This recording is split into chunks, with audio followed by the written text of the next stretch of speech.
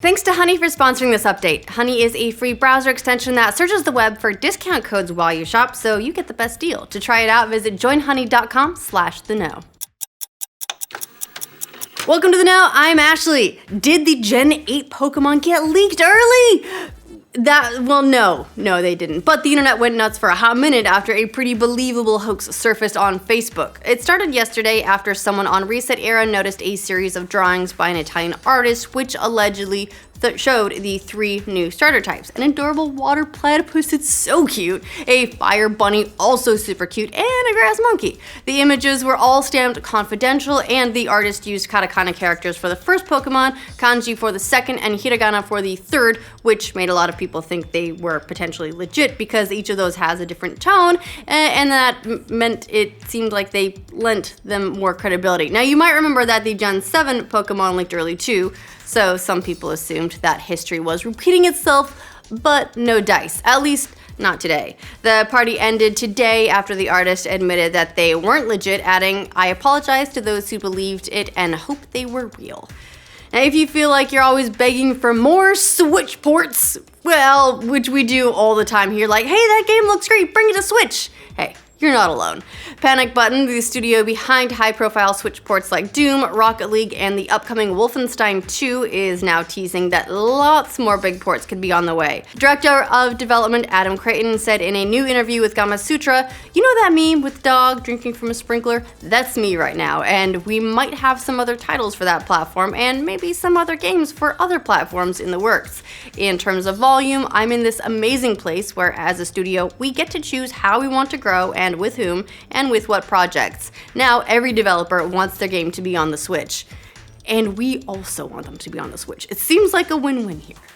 PUBG Corp has been relatively quiet about their future plans for PlayerUnknown's Battlegrounds after the 1.0 release, and now they've revealed the reason has been the game's many cheaters. There are a lot of them, and we've known that there's been a cheating problem in the game for quite some time. And their anti-cheat partner, BattleEye, recently revealed their tool had banned more than 2.5 million players, with 1 million in January alone. But this is the first time PUBG Corp has acknowledged that it's basically had to put development on pause. The company wrote on a new Steam page update, "Earlier this year, development of some of the major features and systems was delayed as our focus shifted towards tightening our anti-cheat effort. Also, due to other reasons, we have not been able to show you the team's development roadmap for 2018. However, it sounds like you can expect to see their plans for the first half of the year next month."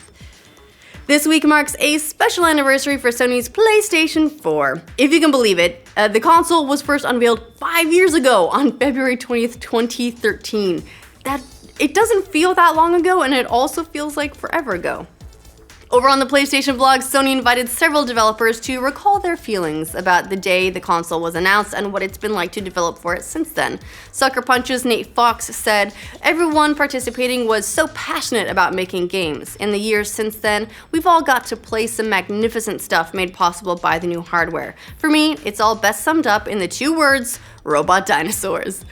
Since its release in November of 2013, the PS4 has gone on to move more than 76 million units, which is very impressive. It's tracking super well in terms of sales for the console generation. So here's to, well, hopefully at least a few more years. We keep getting rumors and leaks that the new console generation could be coming next year, the year after, but hey, this has been a really good generation for pretty much everyone. Sledgehammer, the studio that put out the mega successful Call of Duty World War II last year, has just lost the game's directors and studio founders. Activision confirmed to Kotaku this week that studio founders Glenn Schofield and Michael Condrey are leaving their posts at the company they started and are now moving into different roles at Activision. In their stead, Sledgehammer will now be led by another founding member, Aaron Halen. Activision said in a statement, "Following the incredible success of Call of Duty World War II, Glenn Schofield and Michael Condrey have decided to transition from their duties as Sledgehammer Games to new executive duties inside Activision. We thank Glenn and Michael for their tremendous body of work on Call of Duty and look forward to continuing to collaborate with them in their new roles." No idea what the pair will be working on at Activision proper, but Schofield said it'll be to explore new game ideas, so maybe develop some new IP? Who knows? In typical EA fashion, yesterday's Burnout Paradise Remastered announcement was just slightly marred by the apparent reveal that the re-release will also feature microtransactions. Because what do you do when you bring a game into the modern age? Add microtransactions. That happened because of the PlayStation Store listing for the game, which mentioned in-game purchases as optional. However, seems like the wording may have been totally wrong. EA Community Engagement Manager Ben Walk wrote on Twitter, "Just a heads up, but the store listing for Burnout Paradise that mentions in-game purchases optional is an error. There is no MTX or any additional paid-for content. Pitchforks down, please." Like, please, don't hurt me. We haven't put anything in. Yet. The success of games like PlayerUnknown's Battlegrounds and Fortnite Battle Royale have been very good for their publishers, but not so good for their predecessors in the genre. One in particular, H1Z1, has lost 91% of its players since games like PUBG and Fortnite came along. Back in its peak of July, just last year, H1Z1's Battle Royale mode King of the Kill hit a peak of 150,000 players and averaged 86,000 players an hour. It was the number 3 played game on Steam too, and at the time, that was a very impressive thing because, come on, no one was gonna unseat Dota 2 or CSGO. That's just not a thing that happens on Steam because that's Valve's own platform and that's Valve's own games. But, here we are. That PUBG blew past it and is putting in the millions of concurrent players. And nowadays, H1Z1's down to less than 10,000 concurrent players. It just hit a peak of 14,000 for the month. So, I guess let that be a lesson to us all. Don't rest on your laurels. Mario might be more popular than Fire Emblem as a franchise, but in the money race, no contest. The mobile game Fire Emblem Heroes made $295 million its first year of release, which was more than 5 times what the mobile Mario game Super Mario Run pulled in. Of course, it's no real secret as to why. It has nothing to do necessarily with the franchise's overall buying power, but Fire Emblem Heroes has microtransactions and Mario Run does not, which is probably why we saw microtransactions implemented in Nintendo's latest mobile game, Animal Crossing Pocket Camp. And while Fire Emblem Heroes pulled in a lot of money its first year, it was still relatively small potatoes compared to the big boys. Clash Royale made $967 million, and Pokemon Go made $1.1 billion for the year. Yeah, you thought Pokemon Go had fallen off? Sure, it has, but guess what? Even a fallen off Pokemon Go is making $1 billion a year. It's a lot. Also, the trouble with Super Mario Run is they had that demo and then it was a flat fee, right? It's $10 to upgrade to the full version. Everyone said, it's not worth $10. But you know what is worth? It's $1 at a time, little tiny microtransactions, and that's why we have the ecosystem of microtransactions and stuff on mobile that we do.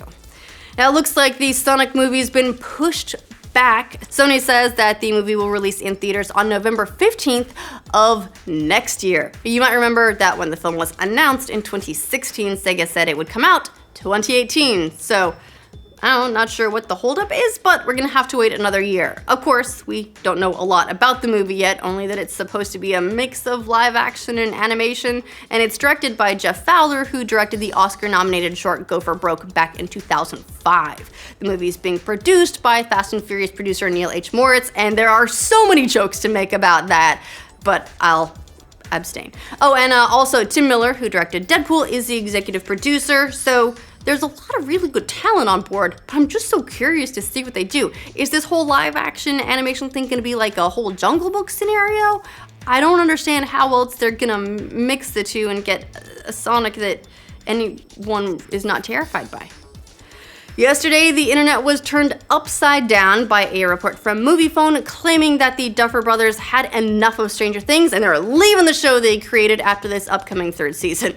Netflix quickly shot that down with a tweet saying, "Don't drop your egos. Rumors that the Duffer Brothers are leaving Stranger Things after season 3 are false." The Duffers said in an interview last fall that their grand plan for Stranger Things will see at least 4 seasons before they move on. So that does mean we'll be getting plenty more opportunities to see Chief Hopper dance and with penguins, because that's what he's doing now, and it's pretty awesome. It Chapter 2 is currently in development with an aim to debut in theaters sometime next September. The sequel will take place modern day with the grown-up characters returning to Derry to finish what they started as kids and finally kill that damn Pennywise the clown. Variety reports that Jessica Chastain is in negotiations to play adult Bev, which shouldn't come as a huge surprise considering she did star in It director Andy Muschietti's first film, Mama, and was young Sophia Lillis's choice to play her all grown up, and the developers talked about her being their star cast as well. She was the one that they really wanted for that role.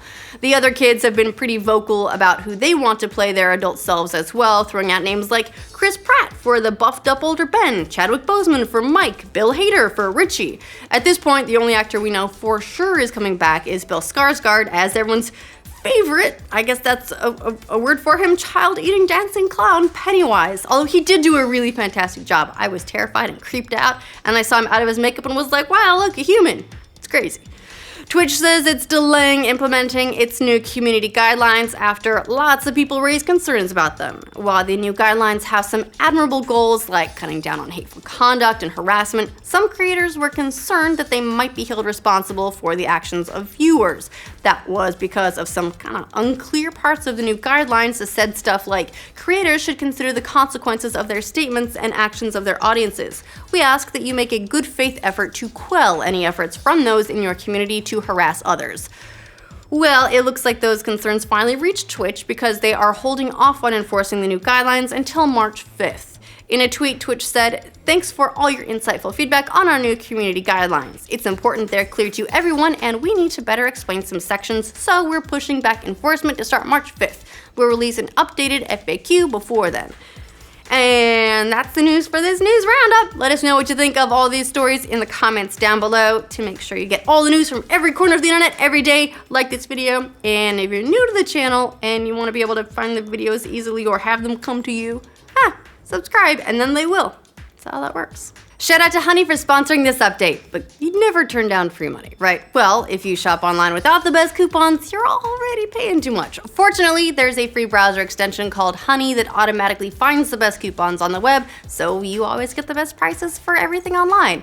If you buy stuff online, well, like video games, PC hardware, whatever, it makes sense to get the best deal you can. And that's where Honey comes in. While you shop, it scans and tests millions of discount codes to find the biggest discount on everything you're shopping for online. Then, when you're ready to check out, it automatically applies the best discount to your cart. That means you can stretch your budget a little bit further, and that means more games. So, look, I'm kind of a junkie. I shop on Amazon a lot. Switch cases, accessories, headphones, you name it. Also, I'm so lazy, I buy like my laundry detergent and half of my clothes there. Honey even finds sellers on Amazon that are offering the same product for less. So it's not changing what I buy, but it does help me spend less on it. Honey works on Chrome, Firefox, Safari, all the major browsers. To give it a go and save money on all the stuff you're already buying, visit joinhoney.com/theknow.